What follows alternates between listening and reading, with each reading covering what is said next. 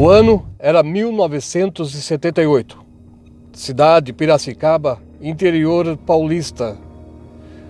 Durante a madrugada, uma mulher saiu correndo na rua, gritando, pedindo ajuda. As pessoas começaram a sair correndo de suas casas naquele bairro afastado do centro da cidade. E viram a mulher correndo desesperada, pedindo para que as pessoas pudessem ajudá-la. Na verdade, ela queria ajuda para o seu marido que estava caído no chão. As pessoas foram até lá e viram o homem se contorcendo na terra. E seus gritos diziam: "Eu não quero ir! Eu não quero ir! Eu não quero ir!" Ninguém entendia por que aquele homem estava falando aquelas palavras. Algumas pessoas seguraram no braço dele, outros pela perna, e levaram-no até a casa dele. A mulher foi acompanhando, mostrando o caminho. Ao chegarem na casa, o homem ainda estava muito ruim. Parecia que ele estava sofrendo um ataque epilético. Sua boca já estava espumando. Eles entraram na casa, colocaram o homem sobre a cama e ficaram algum tempo ali com a mulher, fazendo companhia a ela, sem saber o que fazer. Uma daquelas pessoas saiu correndo e disse que iria até o telefone para chamar uma ambulância. E assim ela fez. Enquanto aquela pessoa saía, a mulher começou a conversar com os outros que ficaram fazendo companhia a ela naquela casa. E ela disse que há algum tempo atrás, o seu marido havia feito um pacto com um demônio. Ele queria ser um homem rico. Ele queria ficar muito conhecido, fazer sucesso no meio das mulheres. Ela confessou que estava já pensando em separar do seu marido, devido ao seu interesse em ter contato com outras mulheres. E assim ele fazia sempre, todas as noites. Ele saía da casa, ia para os lugares que ela nem faz ideia, e voltava cheirando perfumes de outras mulheres, que provavelmente ele se envolveu com elas.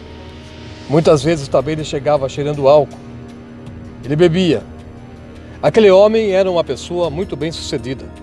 Ele conseguia fechar muitos contratos do ramo do qual ele trabalhava. Então ele sempre tinha dinheiro para sair e gastar no momento que ele quisesse fazer aquilo. Mas infelizmente, ele estava fazendo tudo da forma errada. Ele vendeu a sua alma para o diabo. E talvez fosse por isso que ele estava agonizando naquele momento, porque a hora dele estava chegando.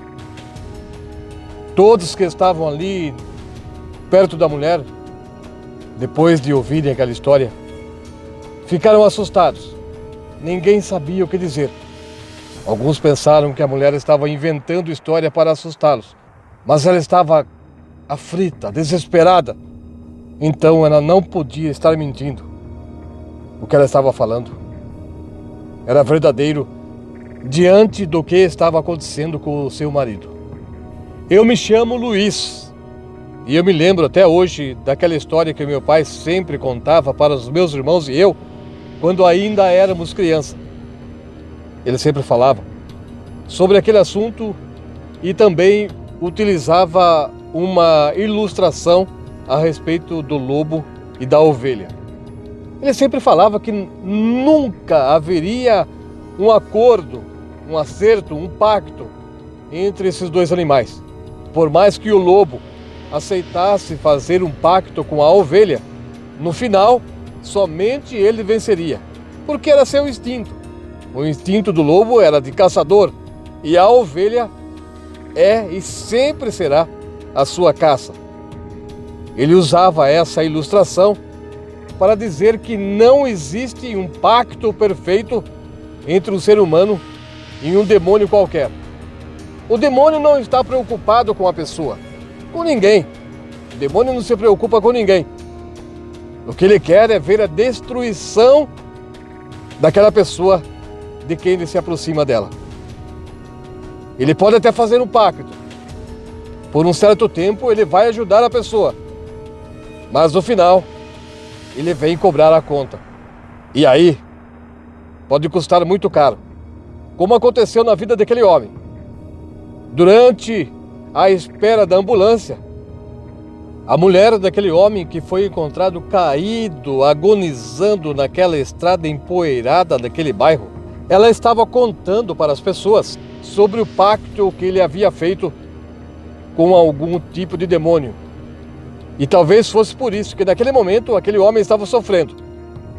Alguns até começaram a ficar com medo ao ouvirem aquela história da mulher. Queriam ir embora, mas os outros incentivaram as pessoas a ficarem todos ali até que a ambulância chegasse. E assim eles fariam companhia para aquela mulher e não a deixaria sozinha ali naquela situação, vendo o marido dela se agonizando em cima da cama lá naquele quarto. O meu pai também falava que um pouco antes da ambulância chegar naquela casa, o homem começou a melhorar.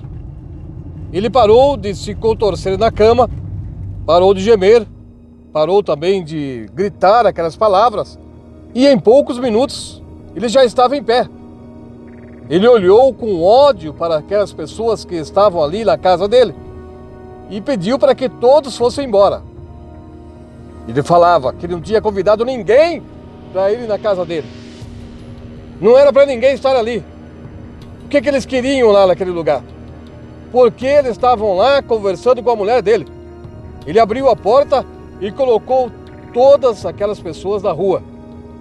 Claro, as pessoas que estavam lá saíram, atenderam à solicitação do homem, ordenando que eles fossem embora da casa dele.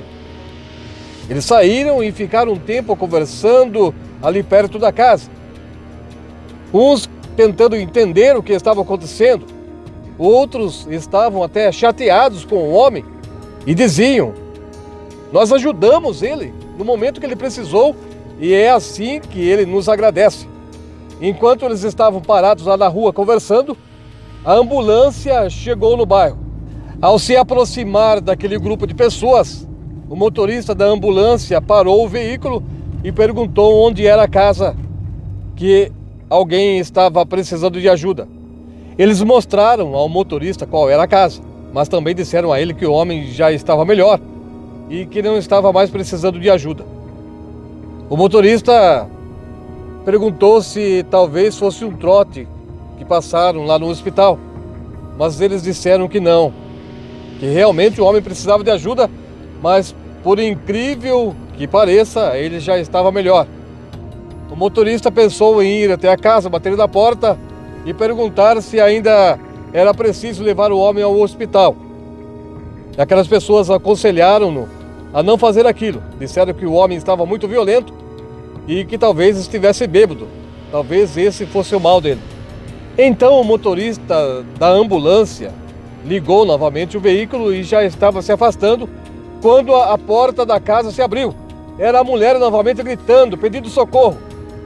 Aquelas pessoas entraram na frente da ambulância, pedindo para que o motorista parasse. Ele parou. Aí todos eles foram juntos até a casa e ao chegarem lá, o homem estava caído no chão da sala. O motorista daquela ambulância tinha curso de enfermagem e pelo que ele viu ali naquele momento, não havia mais o que fazer para aquele homem. Ele estava caído no chão sem vida. Mesmo assim, eles levaram aquele homem até a ambulância e depois foi conduzido até o hospital, mas o homem realmente não sobreviveu. Para falar a verdade, eu nunca soube se essa história era verdadeira ou se não era. Talvez fosse somente uma brincadeira do meu pai. Mas o estranho é que outras pessoas também, outros adultos, também falavam sobre o mesmo assunto.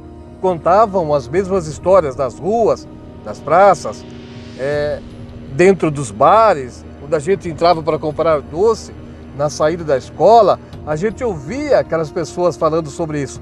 O certo é que tanto eu quanto os meus irmãos e os nossos amigos, a gente evitava ficar durante a noite andando pelas ruas.